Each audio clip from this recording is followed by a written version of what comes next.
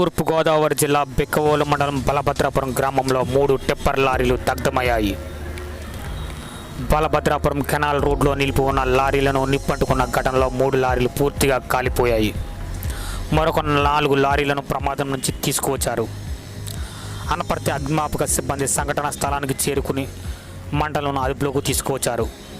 ఇది ప్రమాదమా, ఎవరైనా నిప్పు పెట్టారా అనే కోణంలో పోలీసులు దర్యాప్తు చేపట్టారు.